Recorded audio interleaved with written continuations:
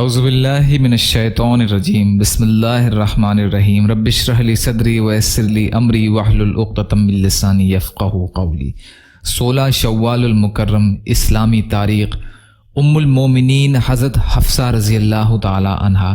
حضرت حفصہ رضی اللہ تعالی عنہا حضرت عمر رضی اللہ تعالی عنہ کی صاحبزادی اور حضرت عبداللہ بن عمر رضی اللہ تعالی عنہ کی حقیقی بہن ہیں۔ نبوت سے 5 سال پہلے پیدا ہوئیں۔ پہلے حضرت خنیس بن حذافہ رضی اللہ تعالی عنہ سے نکاح ہوا۔ وہ غزوہ بدر میں شدید زخمی ہو کر کچھ دنوں کے بعد شہید ہو گئے تو حضور صلی اللہ علیہ وسلم نے ان سے نکاح فرمایا۔ اماں حفصہ رضی اللہ تعالی عنہا بڑی فضل اور کمال کی مالک تھیں۔ ان کے بارے میں ابن سعد نے لکھا ہے کہ وہ دن میں روزہ رکھتی تھیں اور رات میں عبادت کرتی تھیں اور آخر تک ان کا روزہ رکھنے کا عمل جاری رہا۔ اختلاف سے بڑی نفرت کرتی تھیں، دجال اور اس کے فتنے سے بہت ڈرتی تھیں۔ انہیں علم حدیث اور فقہ میں بھی مہارت حاصل تھی۔ حدیث کی کتابوں میں ان سے 60 حدیثیں بیان کی گئی ہیں جو انہوں نے حضور صلی اللہ علیہ وسلم اور حضرت عمر رضی اللہ تعالی عنہ سے سنی تھیں۔ حضرت امیر معاویہ رضی اللہ تعالی عنہ کے دور خلافت میں 45 ہجری میں مدینہ میں ان کا انتقال ہوا۔ مدینہ کے گورنر مروان نے نماز جنازہ پڑھائی اور جنت البقیع میں دفن کی گئیں۔ حضور صلی اللہ علیہ وسلم کا معجزہ لاغر اور بیمار کا شفا پانا۔ ایک عورت اپنے کمزور اور بیمار بچے کو لے کر رسول کریم صلی اللہ علیہ وسلم کی خدمت میں حاضر ہوئی اور کہنے لگی، یا رسول اللہ، اس کی اتنی عمر ہوئی ہے لیکن اس کی حالت تو دیکھیے، دعا کیجئے کہ اللہ اسے موت دے دے۔ تو حضور صلی اللہ علیہ وسلم نے فرمایا، نہیں، بلکہ میں اس کے لیے دعا کرتا ہوں کہ اللہ تعالیٰ اسے شفا عطا فرمائے اور جوانی بخشے اور نیک اعمال کرنے والا بن جائے اور پھر اللہ کے راستے میں قتال کرتے ہوئے شہید ہو جائے اور جنت میں چلا جائے۔ چنانچہ حضور صلی اللہ علیہ وسلم کی دعا کی وجہ سے اللہ رب العزت نے اسے شفا بخشی اور جوانی پائی اور نیک اعمال بھی کیے اور پھر اللہ کے راستے میں قتال کرتے ہوئے شہید ہو گئے اور پھر جنت میں داخل ہو گئے۔ بیہقی فی دلائل النبوہ کی حدیث ہے۔ ایک فرض کے بارے میں مسجد میں نماز ادا کرنا۔ رسول کریم صلی اللہ علیہ وسلم نے فرمایا، جو مسلمان نماز اور اللہ تعالیٰ کے ذکر کے لیے مساجد کو اپنا ٹھکانہ بنا لیتا ہے تو اللہ تعالیٰ اس سے ایسے خوش ہوتے ہیں جیسے گھر کے لوگ اپنے کسی گھر والے کے واپس آنے پر خوش ہوتے ہیں۔ ابن ماجہ کی روایت ہے، ابو ہریرہ رضی اللہ تعالیٰ عنہ راوی ہیں۔ ایک سنت کے بارے میں جہنم کے عذاب سے حفاظت کی دعا۔ جہنم کے عذاب سے بچنے کے لیے اس دعا کا اہتمام کرنا چاہیے۔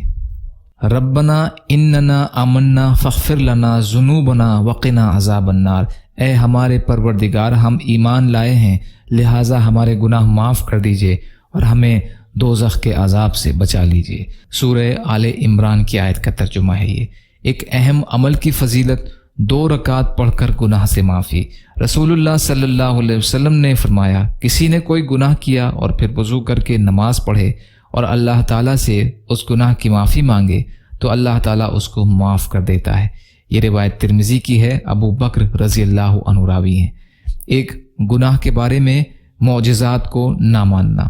قرآن میں اللہ تعالیٰ فرماتا ہے، جب ہمارے رسول ان پہلی قوموں کے پاس کھلی ہوئی دلیلیں لے کر آئے تو وہ لوگ اپنے اس دنیاوی علم پر ناز کرتے رہے جو انہیں حاصل تھا۔ آخرکار ان پر وہ عذاب آ پڑا جس کا وہ مذاق اڑایا کرتے تھے۔ سورہ مومن کی آیت کا ترجمہ۔ آخرت کے بارے میں قیامت سے ہر ایک ڈرتا ہے۔ رسول کریم صلی اللہ علیہ وسلم نے فرمایا، کوئی مقرب فرشتہ، کوئی آسمان، کوئی زمین، کوئی ہوا، کوئی پہاڑ، کوئی سمندر ایسا نہیں جو جمعہ کے دن سے نہ ڈرتا ہو، اس لیے کہ جمعہ کے دن قیامت قائم ہوگی۔ ابن ماجہ کی روایت ہے، ابو لبابہ رضی اللہ تعالیٰ عنہ راوی ہیں۔ طب نبوی سے علاج، کلونجی سے علاج۔ رسول کریم صلی اللہ علیہ وسلم نے فرمایا، بیماریوں سے موت کے سوا ایسی کوئی بیماری نہیں جس کے لیے کلونجی میں شفا نہ ہو۔ یہ روایت مسلم کی ہے، ابو ہریرہ رضی اللہ عنہ راوی ہیں۔ نبی اکرم صلی اللہ علیہ وسلم کی نصیحت۔ رسول اللہ صلی اللہ علیہ وسلم نے فرمایا، قیدیوں کو چھڑاؤ، بھوکے کو کھانا کھلاؤ اور بیماروں کی عیادت کرو۔ قیدیوں کو چھڑاؤ، بھوکے کو کھانا کھلاؤ اور بیماروں کی عیادت کرو۔ بخاری کی روایت ہے، ابو موسیٰ رضی اللہ تعالیٰ عنہ راوی ہیں۔ یا اللہ ہم سب کو کہنے سننے سے زیادہ عمل کی توفیق عطا فرما۔ یا اللہ جو مظلوم ہیں، پریشان حال ہیں، بیمار ہیں، قرض میں ہیں، بے روزگار ہیں، محتاج ہیں، ان کی مدد فرما۔ یا اللہ صبر کرنے والا، شکر کرنے والا، اچھی طرح عبادت کرنے والا بنا۔ یا اللہ آپ جو بھی فیصلہ ہمارے لیے فرمائیں اس کا انجام ہمارے لیے بہتر فرما دیجیے۔ برحمتک یا ارحم الراحمین، لا الہ الا اللہ محمد رسول اللہ۔ السلام علیکم ورحمۃ اللہ وبرکاتہ۔